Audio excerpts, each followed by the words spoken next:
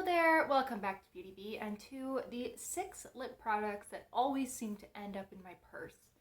These are the lip products that I can pretty much trust to work with almost any outfit, to be relatively easy to maintain, pretty low fuss to apply, and because of that, they just end up coming with me everywhere. It is quite rare if I'm out and about for me to not have at least one of these hanging out in my bag. I really enjoy all 6 of these products. I have, I think, 3 lipsticks or very tinted lip balms and 3 lip glosses to talk about today. I also generally have some kind of lip balm that's untinted or very barely tinted in my bag as well, but we're not talking about them in this video because that's not the point. So I am actually wearing some lipstick right now, so I'm going to remove that and we will get into these 6 products with swatches. The first lipstick I have to show you today is from Tarte. This is from their Tarte C line and it's their H2O balm in the shade Relax. So to give you a quick lip swatch of this,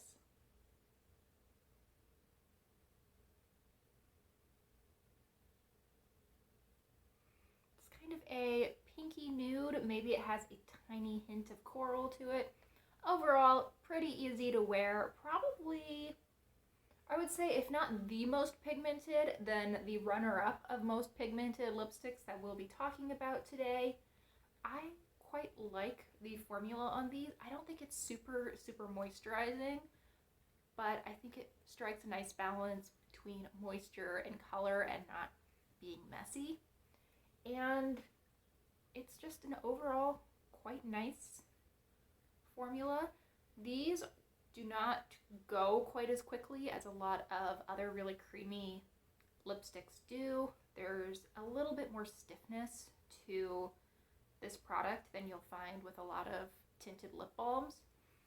I mean, I have used this quite a bit and I still have a lot of product left.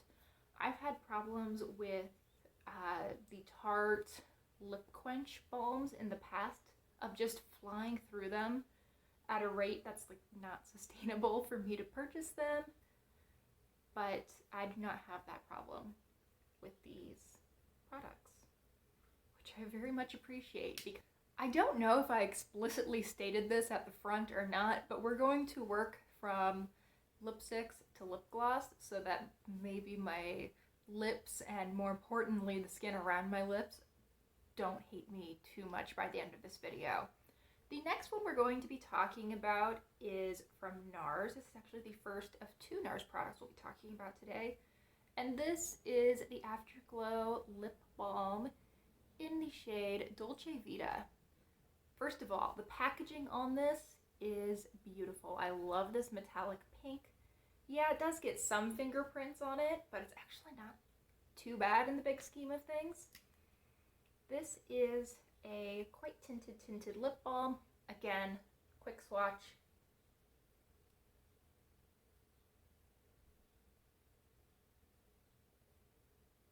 There's definitely some color to these, but it's not overwhelming, and I really don't think that it would compete too much with any makeup look or any outfit. On me, this is a little bit deeper than my natural lip color and more pink. Obviously that's going to differ person to person. I think that this offers a little bit less color but significantly more shine and more moisture than the Tarte lipstick we just talked about. I think that this is a great shade on me. It almost, I think, reads as a color that my lips could naturally be, just a little bit of lip gloss on top. I'm really happy with that. I think this looks nice. This is, of the 6 that we'll be talking about today, I think this is the one that probably ends up in my purse most often. I actually had to grab this from my bag when I was getting ready for this video, and I quite like it. It is stunning. Lipstick number 3 is more of a fall shade, I think, than pretty much anything else we'll be talking about today. This is from It is their Glass Shine Super Lustrous Lipstick in the shade 8, which is Rum Raisin. So in comparison to sort of the standard Revlon Super Lustrous lipsticks, these are a little bit bulkier, and they also have this clear portion above this gold band that says Revlon. And here's what this looks like. To apply it,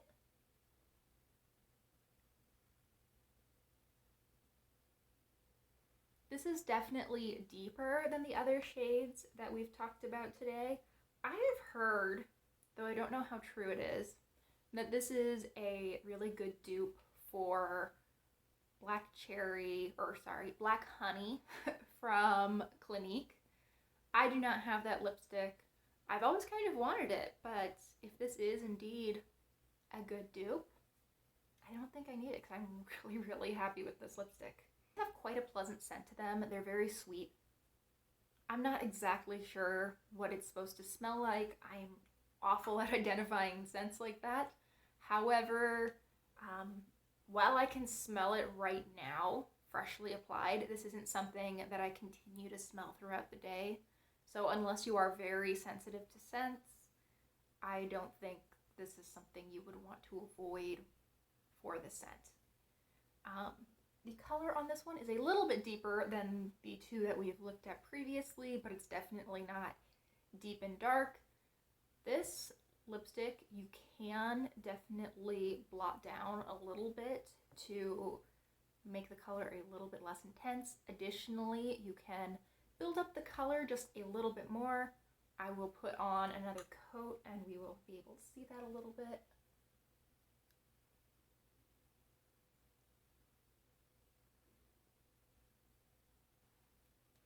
I mean, I can definitely get more color with that second layer, though I still don't think it's quite at the point of being a full coverage glossy lipstick. I wouldn't say that compared to a standard matte lipstick that this is anywhere near full color, but for a gloss, pretty close. I would not want to add a third layer because this is so glossy. I feel like that could start getting a little bit thick and, more importantly, a little bit messy. However, I do think that the ability to layer this up somewhat to get a nice variety of opacities is a huge plus of this lipstick in particular, but also this formula in general. I have two other shades of this lipstick, and though they aren't quite as go with anything as Rum Raisin is, they both exhibit pretty similar levels of being able to be built up and similar shine. You know, if all of my lipsticks were this easy to apply and this easy to remove and this nourishing, I might actually do lip swatch videos somewhat regularly. I mean, we're halfway through and I am not suffering yet. Hopefully we keep that up. And I don't think that product number 4 is likely to change things. We're transitioning to glosses now. And the first one I have to talk about is the second NARS product. This one is the Oil Infused Lip Tint. I've pulled mine in the shade High Security. I have two of these. I have a shade called Disco Infernal, which is pretty similar, but a purple. And I use them pretty interchangeably. These do not have a ton of pigment to them, but let me apply it so that you can see that for yourself.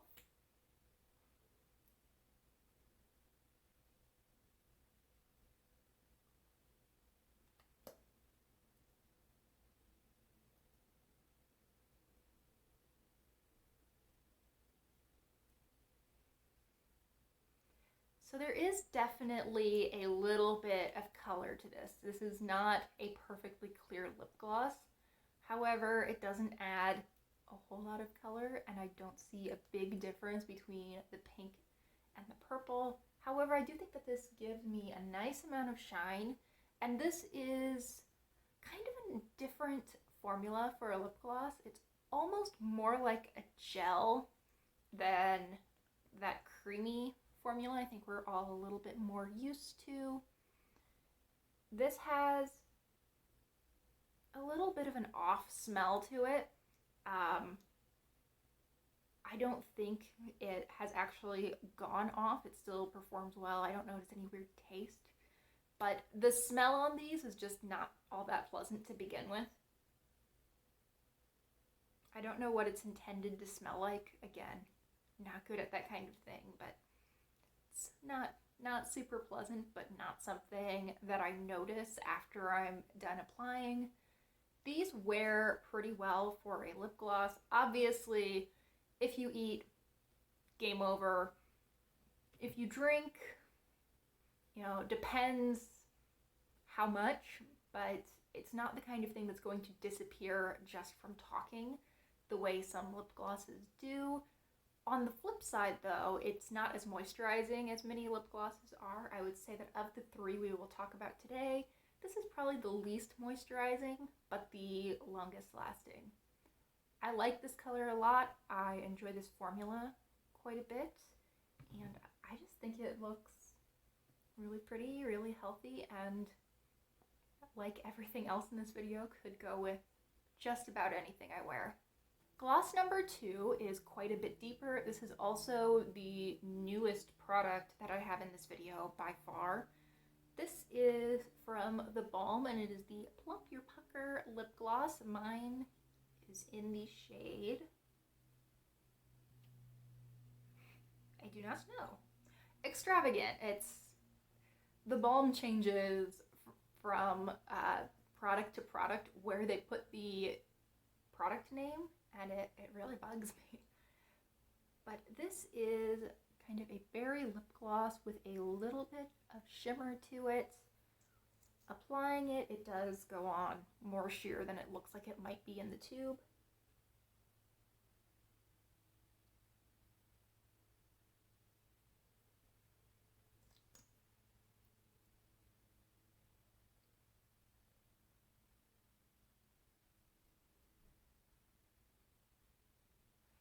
This is probably not quite as versatile as some of the other shades that I've shown you today. I don't think I would want to wear this, for example, with a super warm eye look. However, I don't do super warm eye looks, wear super warm outfits a lot of the time anyway. This tends to go with the majority of what I wear, and it has a little bit more color than the other lip glosses we'll look at today.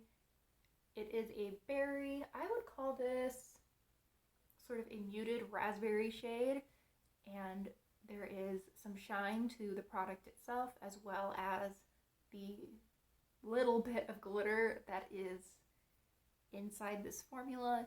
It is sort of a golden glitter, though I don't really feel like I see it on my lips unless I'm looking really, really closely. I mostly just see that shine, and I think that the glitter is helping to emphasize that shine.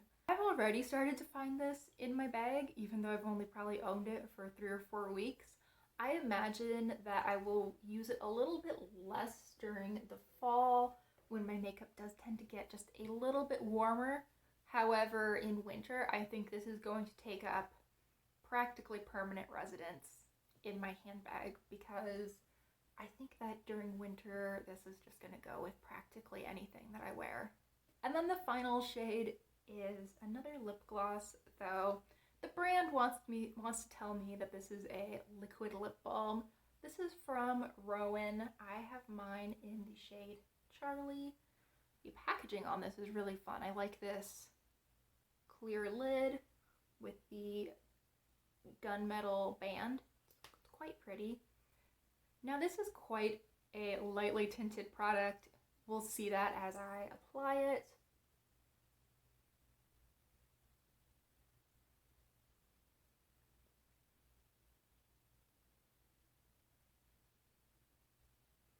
Side by side with the other ones, I think that this is probably the least pigmented of the bunch, though it might have to fight the NARS oil-infused lip tints for that honor.